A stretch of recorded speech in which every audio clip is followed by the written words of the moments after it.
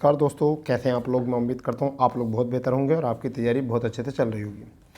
दोस्तों, हमारा जो UP triple S C video के लिए री एग्ज़ाम के लिए जो हम प्रैक्टिस सेशन कर रहे थे, उसमें हमारा ये सामान्य अध्ययन या जीएस जीके स्टैटिक के साथ ये है हमारा सेट नंबर 4 है और जिसमें हम प्रैक्टिस लगातार कर रहे हैं।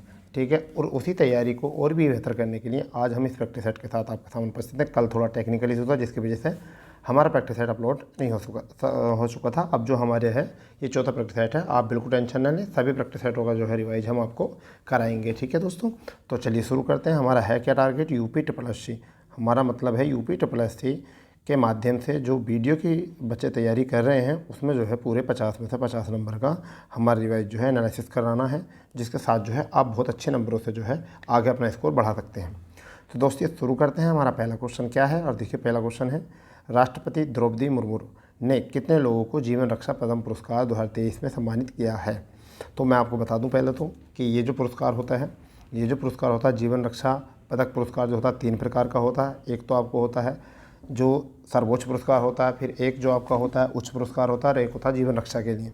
तो 3 प्रकार के पुरस्कार हुए हैं, परंतु इन तीनों में कितने व्यक्ति को जो है ये पुरस्कार मिला है, थोड़ा सा इस पर भी हम फोकस करके चलेंगे। ठीक है दोस्तों, तो कितने लोगों को पुरस्कार मिला है उसके लिए हम बता देते हैं। पहला ऑप्शन 43 है, 75, 52 है और 47 है। आपका जवाब बिल्कुल सीधा है, आपका मिल गया होगा जवाब, तो हमारा आंसर है इसका 43। ठीक है दोस्तों, अब मैं आपको बता देता हूँ सर्वोच्च पुरस्कार 7 व्यक्तियों को मिला है और 8 व्यक्तियों को जो है उच्च पुरस्कार मिला है, जबकि 28 व्यक्तियों को जो है जीवन रक्षा पुरस्कार मिला है, जिसमें कि 4 पुरुषों को 4 पुरस्कार जो है मरणोपरांत दिए गए हैं। ठीक है, तो ये हमारा पहला क्वेश्चन था। ठीक है, चलिए शुरू करते हैं। दूसरा क्वेश्चन क्या है, निम्न में से किस देश में बिटकॉइन को अपने देश में वैध मुद्रा दर्जा दिया है, यानी वैध मुद्रा का दर्जा दिया है। अब देखिए बिटकॉइन क्या है, ये एक डिजिटल मुद्रा है जिसको हम छू नहीं सकते। ठीक है, केवल हम क्या कर सकते हैं, इसका आदान प्रदान कर सकते हैं। और इसको लिए अगर आई थिंक जहाँ तक बताएं तो 2021 में अल सल्वाडोर ने इसको बिटकॉइन को वैध मुद्रा का दर्जा दिया था। ठीक है, अगर बात करते हैं एक बिटकॉइन बराबर 26,704.6 US डॉलर के बराबर होता है एक बिटकॉइन। कहाँ पर, अल सल्वाडोर में। तो इस तरीके से हम देख सकते हैं इसका आंसर क्या है। बहुत बढ़िया क्वेश्चन था, ऐसे क्वेश्चन परीक्षाओं में मिल जाते हैं। ठीक है, तीसरा प्रश्न है, 1 अक्टूबर 2022 को स्वच्छ सर्वेक्षण 2022 में 1 लाख से कम आबादी वाले जिलों में उत्तर प्रदेश कौन सा जिला सर्वाधिक स्वच्छ गंगा शहर घोषित किया गया है। तो आपके सामने ये क्वेश्चन है, आपके सामने पहला विकल्प है प्रयागराज, दूसरा है बिजनौर, तीसरा है आपका कानपुर और चौथा वाराणसी। जवाब आपके सामने रहेगा, जल्दी बता दीजिए क्या इसका करेक्ट आंसर होने वाला है। तो हम आपको बता देते हैं इसका करेक्ट आंसर जो है बिजनौर जिला है, यानी बिजनौर डिस्ट्रिक्ट है। ठीक है, चौथा क्वेश्चन हमारा क्या है कि प्रतिवर्ष विश्व कंप्यूटर साक्षरता दिवस कब मनाया जाता है। तो 1 दिसंबर पहले डेट, दूसरा है 4 दिसंबर, फिर है 2 दिसंबर और आपका 3 दिसंबर। तो राइट आंसर आपका क्या होगा आपको पता चल चुका होगा। तो क्या हो सकता है यहाँ से आंसर, देखिए आपका है 2 दिसंबर। ठीक है भाई, 2 दिसंबर यहाँ से करेक्ट आंसर। आप इसको बना के रखेंगे। ये छोटे छोटे क्वेश्चन होते हैं, इन पर एनालिसिस हम करेंगे नहीं, क्योंकि हम क्वेश्चन पर एनालिसिस करेंगे वो जो बड़े क्वेश्चन या अच्छे क्वेश्चन होते हैं। ठीक है दोस्तों, 5वां क्वेश्चन जो है, प्रेसिडेंट कलर पुरस्कार से किस राज्य की पुलिस को सम्मानित किया गया है। प्रेसिडेंट कलर पुरस्कार से किस राज्य की पुलिस को सम्मानित किया गया है। इसमें पहला विकल्प है केरल, दूसरा विकल्प है हिमाचल प्रदेश, तीसरा विकल्प है गुजरात और चौथा विकल्प है गोवा। बताइए आपका क्या आंसर हो सकता है। देखिए अभी जो है एक गोवा पुलिस ने बहुत अच्छी उपलब्धि की है कि वहाँ पर सीरियल किलर जैसी एक समस्या थी। ठीक है, और वो एक आपकी कठपुतली वहाँ पर एक मूवी बनाई गई थी, जिसके आधार पर एक मूवी मतलब वहाँ पर सीरियल किलर को बताया गया था। उसी आधार को दिमाग में रखते हो आप याद रख सकते हो कहाँ की पुलिस को मिला है, हिमाचल प्रदेश की। ठीक है दोस्तों, यहाँ से अब इसी प्रकार से एलिमिनेट करते हैं क्वेश्चनों को, हम क्वेश्चनों की बातों को याद रखते हैं और वो एग्ज़ाम में हमारे साथ दे जाते हैं। तो CSIR और CIMPA यानी कि शॉर्ट फॉर्म है इनकी। तो CSIR और CIMPA लखनऊ एवं किस बोर्ड के मध्य हाल ही में समझौता किया गया है। तो पहला आपका आंसर इस क्वेश्चन में भारतीय चीनी तकनीकी संस्थान, दूसरा है केंद्रीय औषधि अनुसंधान संस्थान और तीसरा आपका राष्ट्रीय औद्योगिक पौधा बोर्ड और चौथा इनमें से कोई नहीं है। जवाब आप लगा दीजिए क्या इसका आंसर होगा, बहुत जल्दी से लगाना है, बहुत जल्दी से भाई। तो करेक्ट आंसर हम बताए थे, इसका आंसर राष्ट्रीय औद्योगिक पौधा बोर्ड। क्लियर, चलिए नेक्स्ट 7वां क्वेश्चन देख लेते हैं। 7वां क्वेश्चन क्या है, हाल ही में उत्तर प्रदेश एवं किस राज्य के मध्य लंबित नदी जोड़ो परियोजना केंद्र सरकार ने वित्तीय मंजूरी प्रदान की है। तो देखिए मैं आपको बता देता हूँ, ये जो योजना है 2022 में शुरू की गई थी। ये जो योजना जो है कब शुरू की गई थी? 2022 में शुरू की गई थी, परंतु इसके लिए वित्तीय मंजूरी अभी प्रदान की गई 2023 में। ठीक है, अगर हम बात करके देखते हैं तो ये मध्य प्रदेश के साथ जोड़ी गई है, और मध्य प्रदेश में भी किस किस के? कैन और बेतवा लिंक परियोजना, इसे हम कह सकते हैं कैन वेतवा। कौन कौन सी नदी? एक तो कैन और एक आपकी वेतवा। ठीक है भाई, वेतवा। तो इन नदियों के साथ जो है ये करार हुआ है, क्योंकि ये मध्य प्रदेश से जो है उत्तर प्रदेश की यमुना नदी के साथ आकर जो है मिल जाती हैं, इस वजह से यहाँ पर ये मंजूरी मिली है। इस तरीके से याद रख सकते हो।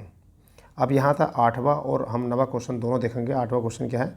निम्नलिखित में से किस नृत्य में महिलाएं तोते की भांति नृत्य करती हैं? तो एक पहला विकल्प है सुबह, दूसरा है भगोरिया, तीसरा है जवारा और चौथा है तेरा ताली। ठीक है, इनमें से आपको बताना क्या है? तो देखिए, सही आंसर बता देते हैं, इतनी देर में आंसर चुन लिया जाता है। ऑप्शन ए सही इसका आंसर, क्योंकि छत्तीसगढ़ में दीपावली के समय से ही शुरू होता है। कहाँ होता है? छत्तीसगढ़ में होता है, और दीपावली के समय से शुरू होता है। यहाँ इसका करेक्ट आंसर ये है। महाबोधि मंदिर किस राज्य में स्थित है? आपको पता होना चाहिए, बिहार में महाबोधि मंदिर है, क्योंकि बौद्ध धर्म का जो प्रसार वहाँ पर हुआ है ज़्यादातर बिहार में ही क्षेत्रों में हुआ है। इस वजह से हम यहाँ से टिक कर सकते हैं बिहार। ठीक है दोस्तों, 10वां क्वेश्चन जो है, हाल ही में तरुण मजूमदार का निधन हो गया, उनका संबंध किस क्षेत्र से है? तो आपको मिलेगा संगीत, कला, फिल्म निर्देशन और नृत्य। तो जल्दी बताइए इसका करेक्ट आंसर क्या होने वाला है? तो इसका करेक्ट आंसर होने वाला है फिल्म निर्देशन। इसी तरीके से आपको सभी क्वेश्चनों का जो है एनालिसिस अच्छे से करना है। ठीक है भाई, चलिए अब हम बात करते हैं 11वां क्वेश्चन की। क्या है हमारे 11वां क्वेश्चन? तो देखिए 11वां क्वेश्चन बहुत प्यारा क्वेश्चन है। देश का पहला ग्रीन हाइड्रोजन मोबिलिटी प्रोजेक्ट कहाँ स्थापित किया जाएगा?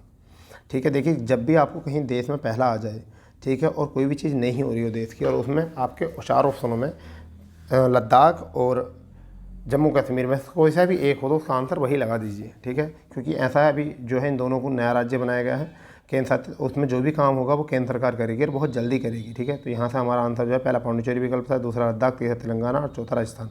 तो करेक्ट आंसर हमारा हो जाएगा लद्दाख। ये क्वेश्चन को रिवाइज करोगे तो ये आप कभी भी फिर भूलोगे नहीं। ठीक है, देखिए हाल ही में किस देश के पूर्व प्रधानमंत्री शिंजो आबे का निधन हो गया है? तो कोरिया, जापान, चीन और सिंगापुर। जल्दी बताइए, शिंजो आबे कहाँ के थे? जापान के शिंजो आबे थे। ठीक है, चलिए प्रैक्टिस धुआंधार होनी चाहिए आपकी, बहुत धुआंधार तरीके से प्रैक्टिस होनी चाहिए, जिससे कि आप कभी भी मार ना खाओ इन चीज़ों को। देखिए हाल ही में सी इज़ ए चेंज मेकर कार्यक्रम किसके द्वारा शुरू किया गया है? तो पहला है राष्ट्रीय महिला आयोग, दूसरा नीति आयोग, तीसरा है दिल्ली महिला आयोग और चौथा इनमें से कोई नहीं।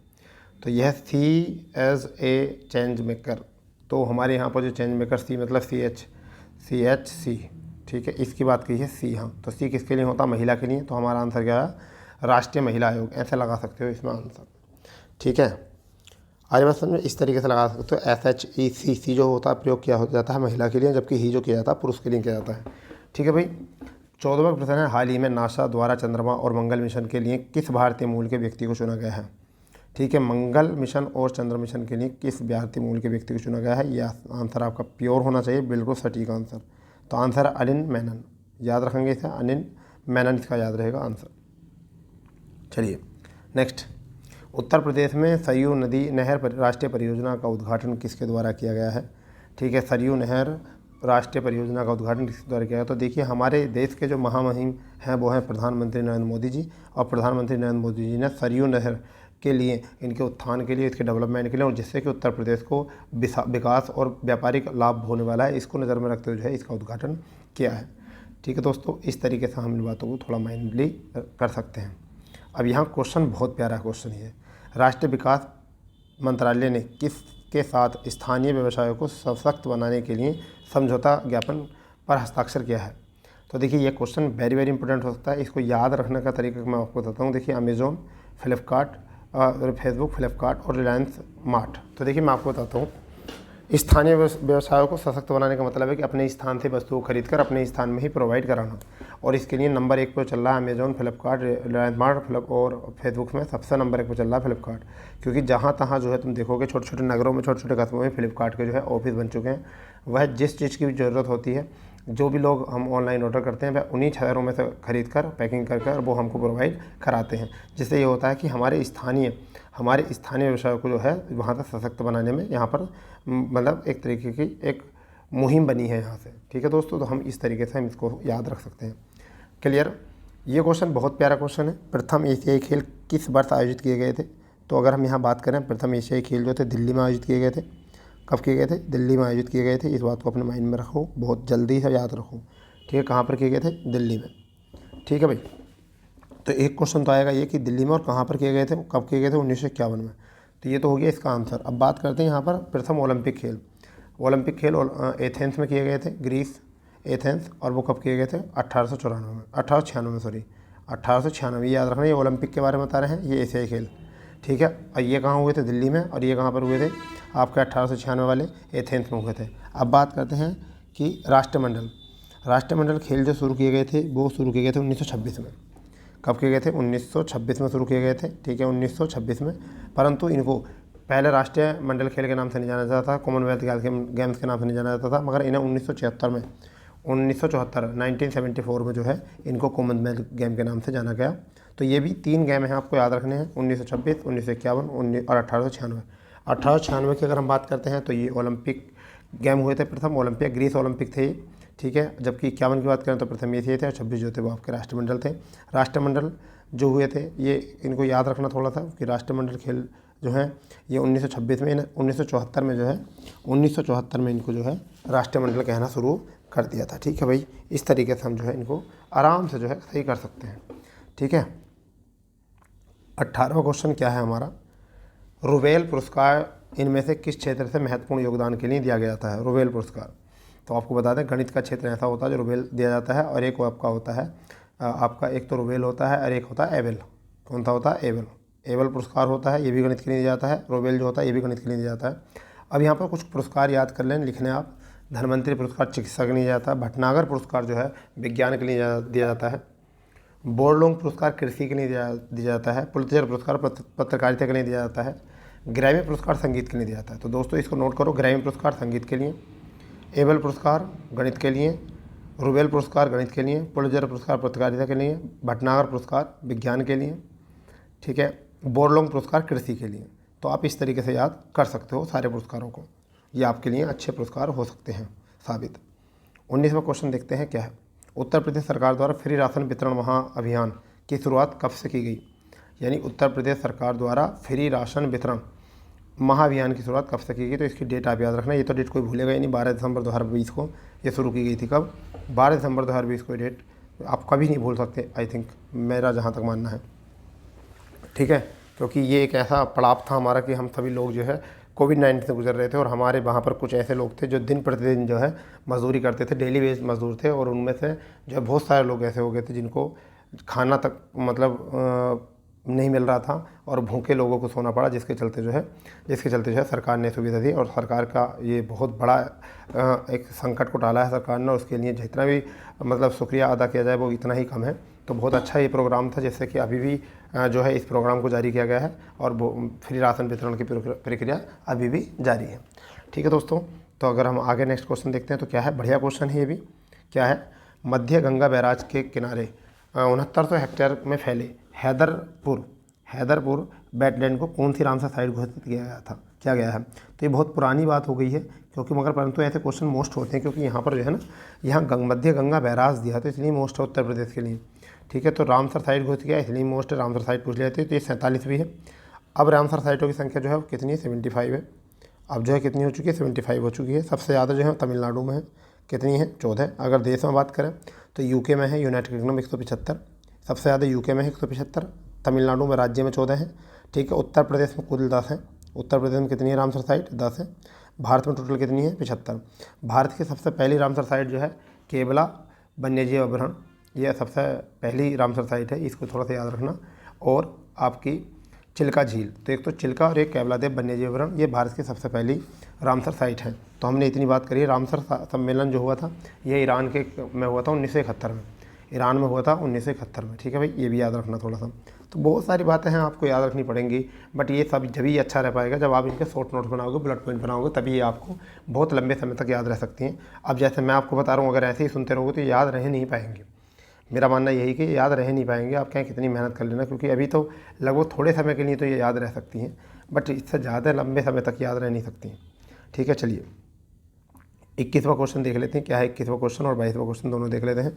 चलिए दोस्तों, महारानी एलिजाबेथ द्वितीय ने किस प्रसिद्ध खिलाड़ी को नाइटहुड की उपाधि से सम्मानित किया था? तो ये क्वेश्चन प्यारा क्वेश्चन है। ऐसे पुराने क्वेश्चन जो होते हैं ना उनको जो है ना एग्जामिनर रख देता है। तो मैराडोना, पेले, मेजर ध्यानचंद और सुनील गावस्कर। देखिए सुनील गावस्कर का कोई मतलब नहीं है, ना ही यहाँ मेजर ध्यानचंद का। अब बात करते हैं यहाँ पर मैराडोना और पेले। ये ऐसा सस्पेंस बन जाता है एग्जाम में, तो मैं आपको बता दूँ सस्पेंस की जरूरत नहीं है। इसका जो आंसर है वो है पेले। ठीक है, क्या आंसर है इसका? पेले आंसर है। ठीक है, आप बात करते हैं 22वां क्वेश्चन क्या है हमारा। निम्नलिखित भारतीय भाषाओं में से कौन सी भाषा द्रविड़ भाषा की उत्पत्ति नहीं है? यानी कि द्रविड़ भाषा की उत्पत्ति नहीं है। मैं आपको बताता हूँ, वैसे टोटल 13 भाषाई परिवार हैं, 13 जो है भाषाई परिवार हैं जहाँ से भाषाएं बोली जाती है। कितनी? 13। परंतु उनमें 4 प्रसिद्ध हैं। एक तो भरोपे परिवार, ठीक है, एक तो भरोपे परिवार, एक द्रविड़ परिवार, एक आपका शोरसैनी परिवार। ठीक है, इस तरीके से हमारे जो है इंपॉर्टेंट है। मगर द्रविड़ परिवार जो होता है उत्तर भारत का होता है, सॉरी दक्षिण भारत का होता है। तो उसमें जो है कन्नड़ भी शामिल होती है, मलयालम भी शामिल होती है, तेलुगु भी शामिल, तमिल भी शामिल होती है। तो केवल कौन सी नहीं होती? मराठी। क्योंकि मराठी जो है शोरसैनी की है। किसकी? मराठी, शोरसैनी की है। और देखिए भरोपे परिवार में 73% लोग जो है भरोपे परिवार से जुड़े हुए हैं। ठीक है, तो इसलिए यहाँ पर जो है मराठी जो है इसका करेक्ट आंसर हो जाएगा। ठीक है भी दोस्तों, आपको यहाँ थोड़ा सा याद रखना है। ठीक है, क्लियर। अगर हम बात करते हैं अपभ्रंश की, तो अपभ्रंश की श्रेणी में जो है 6 भेद होते हैं अपभ्रंश के। एक तो आपका होता है शोरसैनी, एक होता है आपका मागधी, एक होता है अर्धमागधी, और एक आपका होता है खस, एक होता है ब्राह्मण और एक होता है महाराष्ट्री। उसी महाराष्ट्री में से मराठी आती है। ठीक है, अपभ्रंश में देखें तो। ठीक है, सारी बातों को आपको पता होना चाहिए जब भी आप एग्ज़ाम में कुछ अच्छा करके आओगे। ठीक है, वरना तो आप फिर वही है कि आप कहीं ना कहीं रट्टा मार के जा रहे हो। नेक्स्ट क्वेश्चन क्या है भाई? निम्न में से कौन यूरोप के खेल का मैदान के रूप में जाना जाता है? सब लोग जानते हैं इसको। ठीक है, पहला ऑप्शन इटली, दूसरा है जर्मनी, तीसरा है फ्रांस और चौथा है स्विट्जरलैंड। तो करेक्ट आंसर है, यदि आपने डी चुना है तो वो बहुत ही अच्छा चुना है आपने, स्विट्जरलैंड इसका आंसर है। नेक्स्ट, हाल ही में किसे अल्पसंख्यक कल्याण मंत्रालय का प्रभार दिया गया है? अनुप्रिया पटेल, ज्योतिरादित्य सिंधिया, स्मृति ईरानी और धर्मेंद्र प्रधान। तो यहाँ पर करेक्ट आंसर क्या हो सकता है? स्मृति ईरानी, इनको दिया गया है। ठीक है, ये 25वां क्वेश्चन हमारा आ चुका है। 25वां क्वेश्चन के साथ साथ ये भी देख लेना है कि हमने कितने समय में जो है 25 क्वेश्चनों को कवर अप किया है। चलिए, बहुत अच्छा चल रहा है, हम बहुत अच्छे इसकी टाइम से चल रहे हैं।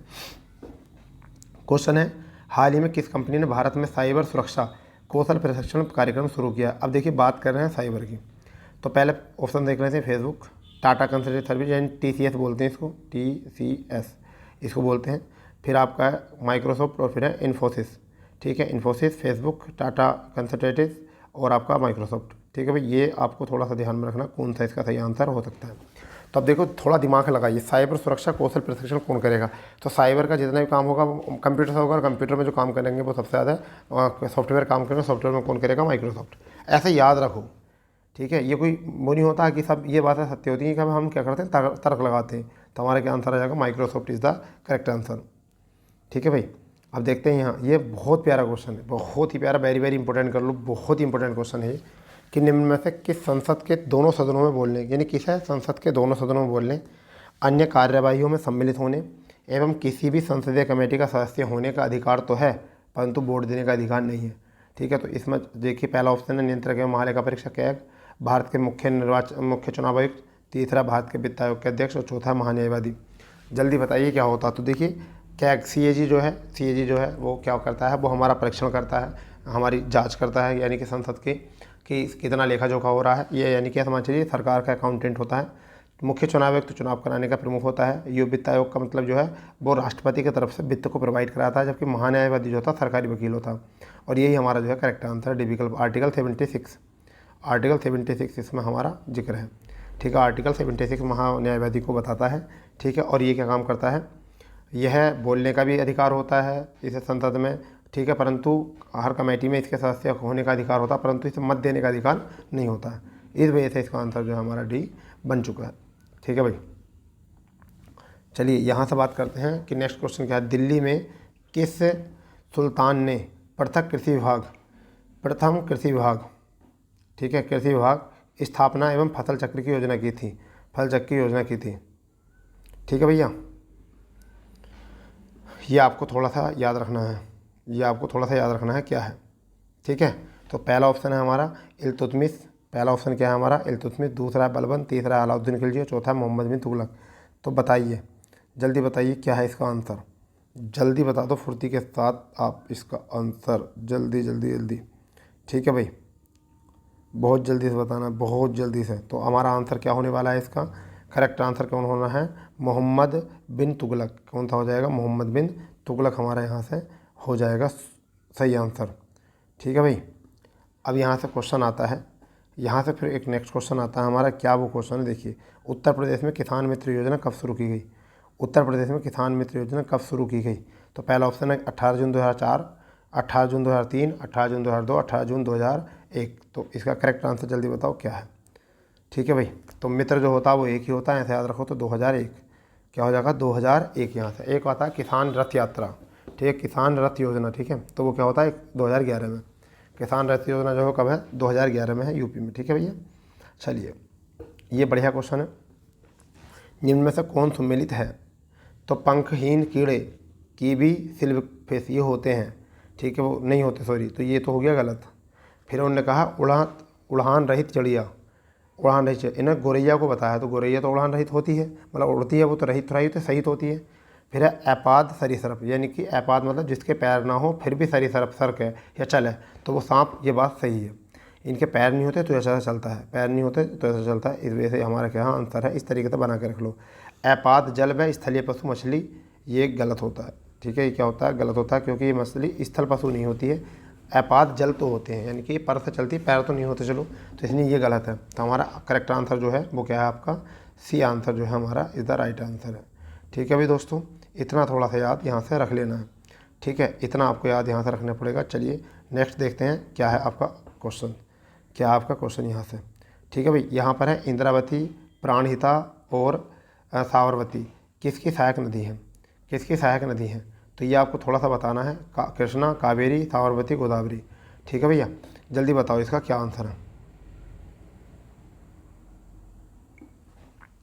तो देखिए, इसका जो आंसर है वो गोदावरी है, करेक्ट आंसर। और गोदावरी दक्षिण भारत की सबसे लंबी नदी है। गोदावरी जो है दक्षिण भारत की सबसे लंबी नदी है।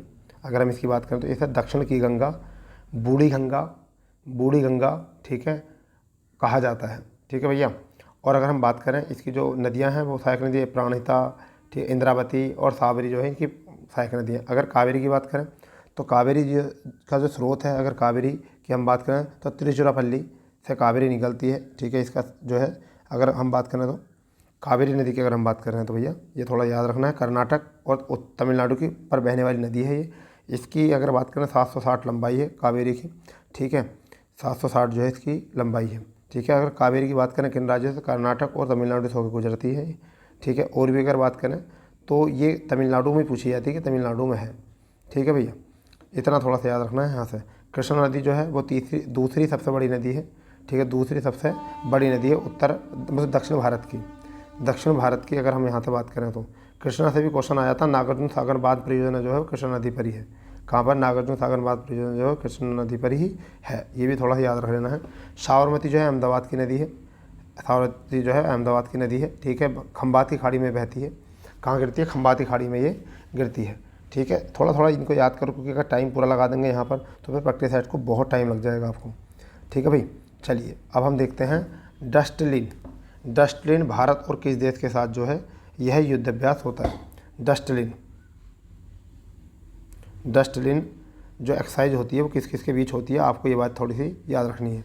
ठीक है, तो क्या है आपका आंसर? नेपाल हो सकता है, उज्बेकिस्तान हो सकता है, चीन हो सकता है, ठीक है, और रूस हो सकता है। जल्दी बताओ इसका आंसर क्या होगा? जल्दी बताओ। तो इसका आंसर हो जाएगा हमारा उज्बेकिस्तान। क्या आंसर हो जाएगा हमारा? उज्बेकिस्तान हो जाएगा यहाँ से करेक्ट आंसर। ठीक है, क्या हो जाएगा यहाँ से? करेक्ट आंसर हो जाएगा उज्बेकिस्तान।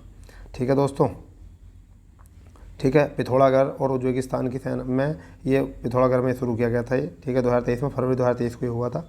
ठीक है, पिथौरागढ़ में हुआ था। दस्तलिन बोलते हैं इसको। उज्बेकिस्तान की सेना और भारत की सेना ने संयुक्त जो है युद्धाभ्यास किया था।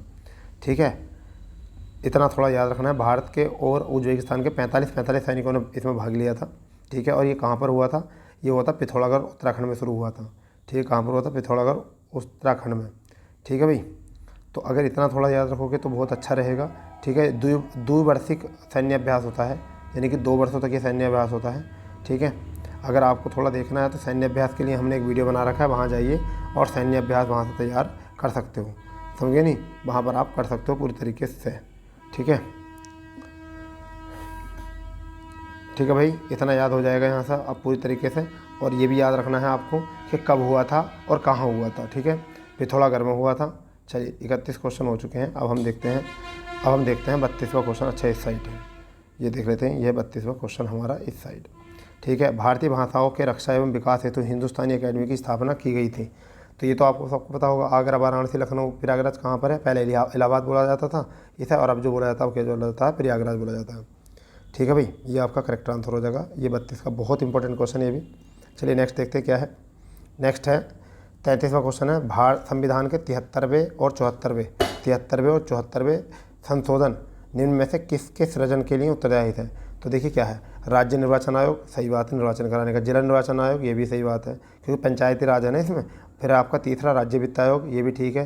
राज्य संपत्ति एवं मूल्य निर्धारण बोर्ड, ये नहीं है इसमें। ठीक है भाई, ये इसमें नहीं है। तो ये फिर इसका आंसर क्या हुआ? पहला दूसरा नहीं होगा, फिर पहला दूसरा तीसरा, यही सही आंसर है। ठीक है, इस तरीके से हम इसको जज कर सकते हैं। लिख लो इन चीज़ों को आप। 73वां संविधान संशोधन, 74वां संविधान संशोधन किस चीज़ के लिए है ये जानिए। 73वां संविधान संशोधन ये जो है आपका स्थानीय स्वशासन के लिए, 74वां संविधान संशोधन पंचायती राज के लिए आपको जाना जाता है।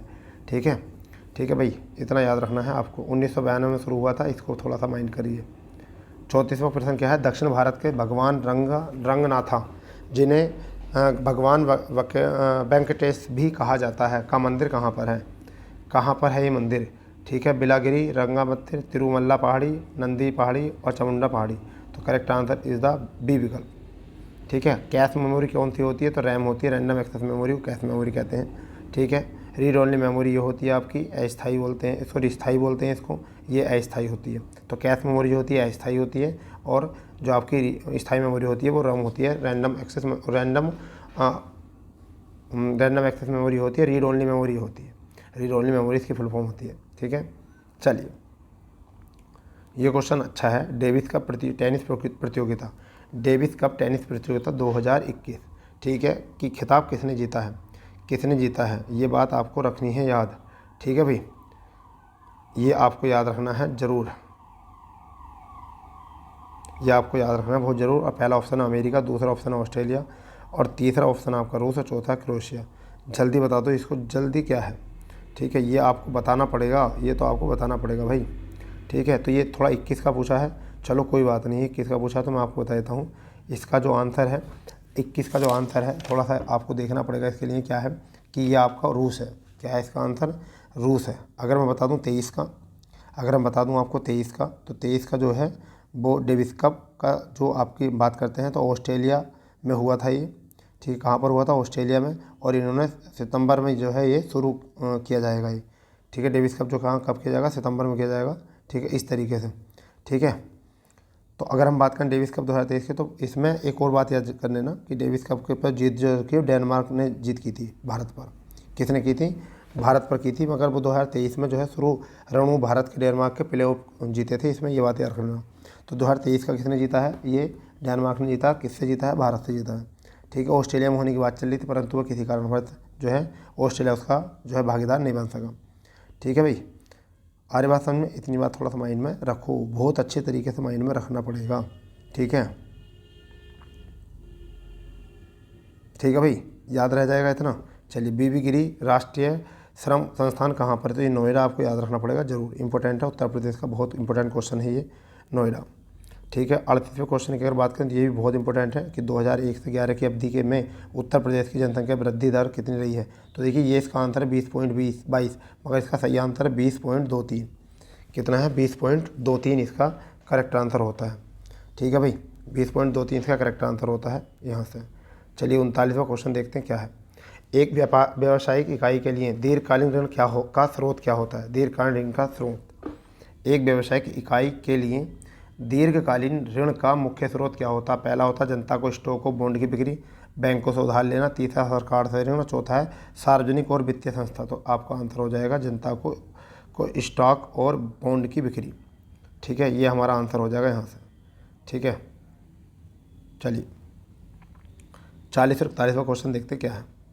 निम्नलिखित में से किसने कहा था महात्मा गांधी क्षणिक भूत की भांति धूल उठाते हैं लेकिन स्तर नहीं? तो देखिए मैं आपको बताता हूँ इसका सही आंसर क्या है, बी आर अम्बेडकर। देखिए बी आर अम्बेडकर का पूना पैक्ट हुआ था, बी आर अम्बेडकर और गांधी जी का पूना पैक्ट, ठीक है, हुआ था। और ये कहाँ पर हुआ था? आप यरबदा जेल में हुआ था, ये याद रखना। कब हुआ था?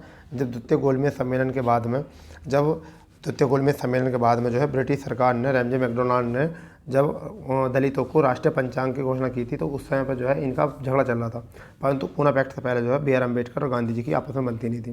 ठीक है, उस समय पे बात कही थी। अब पूना पैक्ट जब हुआ तो इन्होंने दलित, अखिल दलित समाज की शुरुआत की।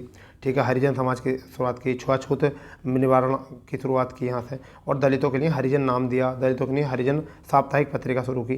तो ये बहुत सारे काम जो है गांधी जी ने किए थे। अगर सारी चीज़ जानकारी करनी है आधुनिक इतिहास की तो आप जाइए चैनल पर। कल ही हमने उसमें एक मैराथन क्लास जो है 2.25 घंटे की बनाई है, जिससे कि हमने 1885 से लेकर 1947 तक की सभी घटनाओं को जो है जिक्र किया है। ठीक है दोस्तों, चलिए नेक्स्ट क्वेश्चन क्या है हमारा, विक्टोरिया द्वीप कहाँ स्थित है? तो पहला ऑप्शन है आर्टिक महासागर, हिंद महासागर, उत्तरी अटलांटिक महासागर और प्रशांत महासागर। तो आपने आंसर चुन लिया होगा। सही आंसर क्या है हमारा, बता देते हैं, आर्कटिक महासागर इसका करेक्ट आंसर है। ठीक है भाई दोस्तों, 42वां क्वेश्चन क्या है उसको देखते हैं। ई पंचायत पुरस्कार किस राज्य ने जीता है? तो ई पंचायत पुरस्कार किसने जीता है? उत्तर प्रदेश ने जीता है।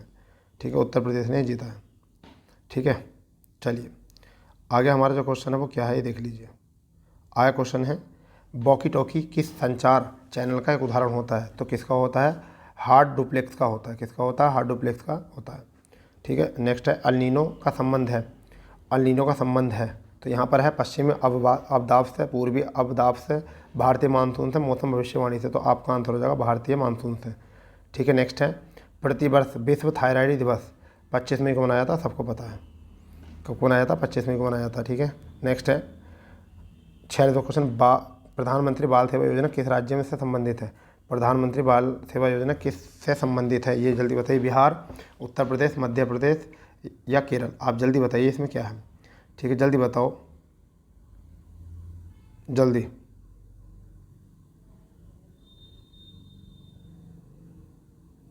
ठीक है, मिल गया होगा आंसर, मिल गया होगा आंसर, जल्दी बताओ क्या मिला आंसर। फुर्ती के साथ, फुर्ती के साथ, फुर्ती के साथ जल्दी बता दो। बाल सेवा योजना क्या है? बाल सेवा योजना उत्तर प्रदेश का आंसर है, उत्तर प्रदेश इसका आंसर है। ठीक है, बाल सेवा योजना उत्तर प्रदेश का आंसर है। क्यों आंसर है देखिए मैं आपको बताता हूँ।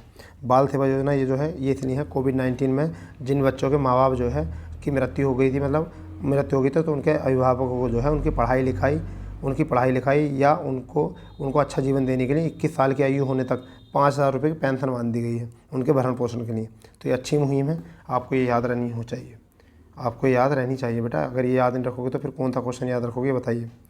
नेक्स्ट है भारतीय संसद की सबसे बड़ी समिति कौन सी होती है? तो ये होती है सरकारी उपक्रम समिति, सबसे बड़ी। लोक लेखा समिति नहीं होती, प्राक्कलन समिति नहीं होती, ये तो होती नहीं है। कौन सी होती है? सार्वजनिक उपक्रम समिति होती है, सबसे बड़ी समिति। ठीक है भैया, नेक्स्ट क्वेश्चन क्या है हमारा, 48वां क्वेश्चन है, इसको ध्यान में रखिए। 48 और 49 देखते हैं। राजा राम मोहन राय निम्न में से किससे संबंधित नहीं है? तो देखिए राजा राम मोहन राय का संबंध किससे नहीं है? तो देखिए राजा राम मोहन राय जो थे ना, वह भारतीय उपनिवेश के साथ साथ जो है ब्रिटिश पद्धतियों को ज़्यादा मानते थे। जैसे कि आपने सती प्रथा का अंत किया, ठीक है, ये भी सही है, तो ये तो इससे जुड़ा हुआ हो गए। फिर एक आपका है विधवा पुनर्विवाह, इससे भी इनकी संस्था का जुड़ा हुआ है। ठीक है, ईश्वर चंद्र विद्यासागर जो है। ठीक है, अगर बात करें अंग्रेजी शिक्षा तो इन्होंने भी इसको भी बढ़ावा दिया था, जबकि किसी ने दिया था? संस्कृत शिक्षा को बढ़ावा नहीं दिया था। बिलित पुस्तक के लेखक कौन है? तो सुरेश रैना है बिलित पुस्तक के लेखक। ये अच्छा है क्वेश्चन। ठीक है, 50वां क्वेश्चन और आज का अंतिम क्वेश्चन जो है वो क्या है, एलिफेंटा जलप्रपात कहाँ पर है? एलिफेंटा जलप्रपात कहाँ पर है? तो पहला ऑप्शन मणिपुर, असम, मेघालय और मिजोरम। तो करेक्ट आंसर हो जाएगा आपका मेघालय। ठीक है दोस्तों, तो ये थे हमारे 50 क्वेश्चन। शायद आपको बहुत आनंद आया होगा और बहुत मज़ा आया होगा। आप इसी तरीके से चैनल पर बने रहिए और जो चैनल पर नए हैं वो चैनल को सब्सक्राइब करें और अपने दोस्तों में शेयर कीजिए, क्योंकि हम आपकी तैयारी करा रहे हैं वीडियो की, बिल्कुल फ्री, बिल्कुल मुफ्त। ठीक है, तो मिलते हैं नए सेशन के साथ। जय हिंद, जय भारत, वंदे मातरम।